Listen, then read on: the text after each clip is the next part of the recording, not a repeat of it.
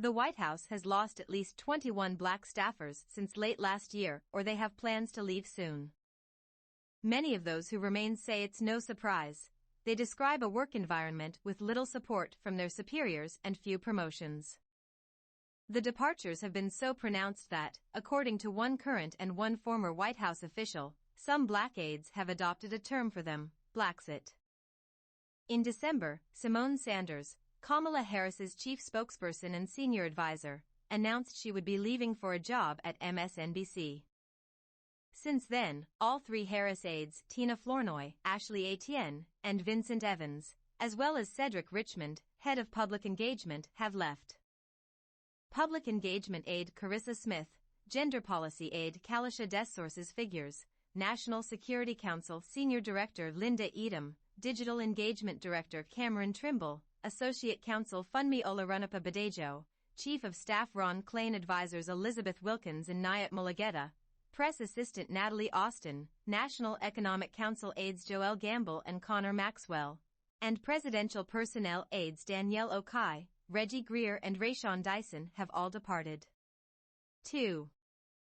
Deputy White House Counsel Danielle Conley and Council of Economic Advisors aide Sahara Griffin are among others planning to leave in the coming weeks, according to White House officials.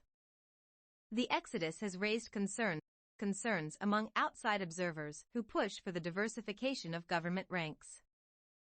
I have heard about an exodus of black staffers from the White House, Blaxit, and I am concerned, said Spencer Overton, president of the Joint Center for Political and Economic Studies, which tracks government staff diversity numbers. Black voters accounted for 22% of President Biden's voters in November 2020. It is essential that black staffers are not only recruited to serve in senior, mid-level and junior White House positions, but are also included in major policy and personnel decisions and have opportunities for advancement. According to White House officials, 14% of current White House staffers identify as black, in line with national trends. The official added that the number is expected to increase as more black employees are hired and that 15% of black employees have been promoted in the last year. The president is incredibly proud to have built what continues to be the most diverse White House staff in history, and he is committed to continuing historic representation for black staff and all communities, said White House Press Secretary Karine Jean-Pierre. This is a normal time for turnover across the board in any administration, and black staff have been promoted at a higher rate than staff who are not diverse. A number of staffers who left, moreover, said it was on good terms. Some departures were for graduate school opportunities. Others went to different cabinet departments. Several said they were leaving because of family matters. Desources figures said she wanted to focus on her young children, as did Conley. But others described a need to refocus in general, having spent years operating in a tense work environment with little time off. I worked for both the president and the vice president during the campaign cycle, and considered the chance to serve the American people in the Biden-Harris White House nothing short of an honor, said Austin in an email.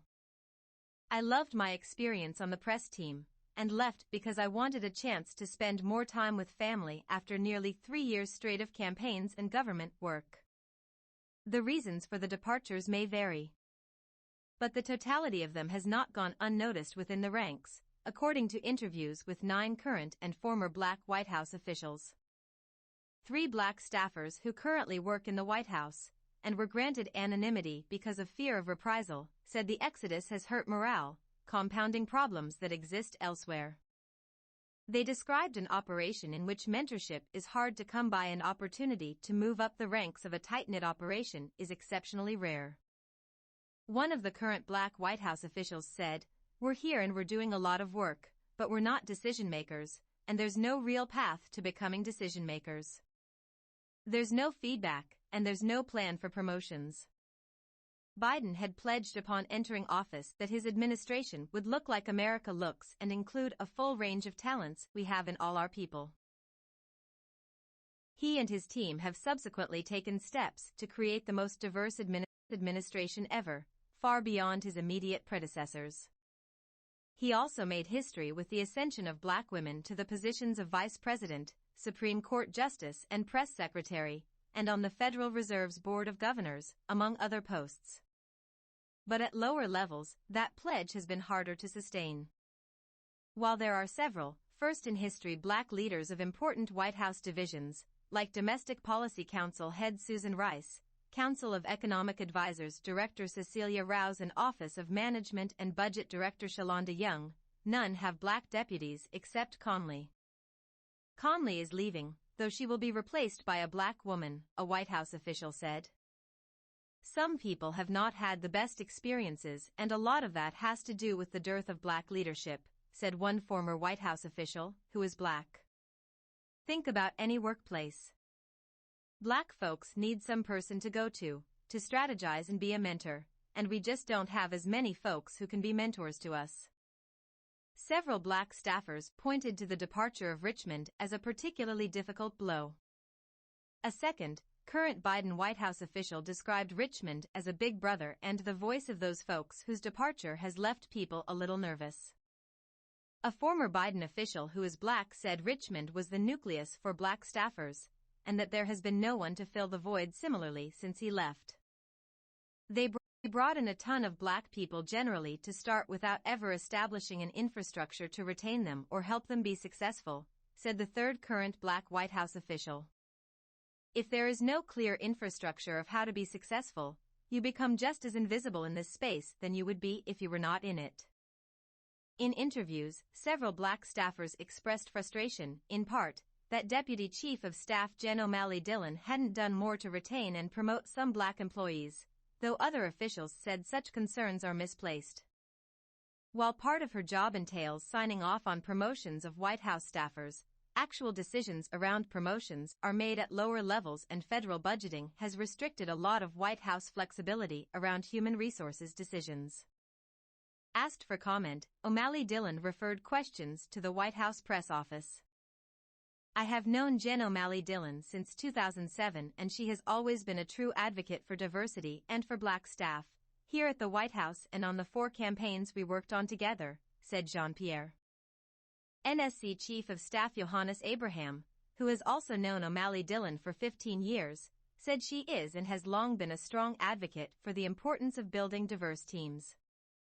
According to Richmond, now a senior advisor at the Democratic National Committee, the White House gave young black staffers more responsibility than other administrations, and many of those leaving were going to important jobs with higher pay. He said that the timing of the numerous recent black staffer departures is that his former colleagues are leaving for better opportunities. A lot of people have been at this grind for a while, and it's a hard grind, so a slowing down of the work pace and a better salary becomes more attractive, he said. For young African American staffers who can make these types of salaries, it doesn't just change their plight but their family's plight. Staffers concede that the salaries, which start at $48,000 for an entry-level White House job, has made it difficult to retain black employees in a city with a high cost of living. The pay in the White House is not traditionally very good, and a lot of black folks in these roles don't come from wealthy families, said the second White House official. But for some of the disaffected black current and former staffers, the concerns are not just centered around matters of salary. The continued pandemic has forced aides to continue to have many meetings over Zoom and limit staff socializing events, making it harder to build staff cohesion and keep morale up, staffers say. Jamal Simmons, Harris's communications director, downplayed the notion that internal operations had been bumpy, saying that the White House has been welcoming and enabling of our communications ideas. Elsewhere, however, there is frustration over how policy priorities are being communicated. A White House official noted that Biden and Harris have helped provide more support for HBCUs, used executive authorities to increase police accountability, and helped black communities with increased investment and economic opportunity and projects through the infrastructure law. But privately, several staffers said there was a growing sense that some of the major issues important to black voters and lawmakers have gone either unfulfilled or become less emphasized. The issues that are the highest priority for our community are no longer at the forefront of the administration's priority list, said the third black White House official. When 10 black people got killed at a grocery store, in Buffalo, New York, it's business as usual and no one stops to say to you, "Are you okay?" For some Black staffers still serving the administration, there is also a fear that the exiting of their colleagues will worsen the situation, ensuring that there are even fewer voices there to reflect the perspectives of their community. They believe that the failure to retain those staffers reflects larger political missteps that the White House has made. The White House officials said, "They gave us the mandate to execute on everything we promised and we're not delivering on that front, nor are we delivering to the staff that we brought on board on the basis of that promise."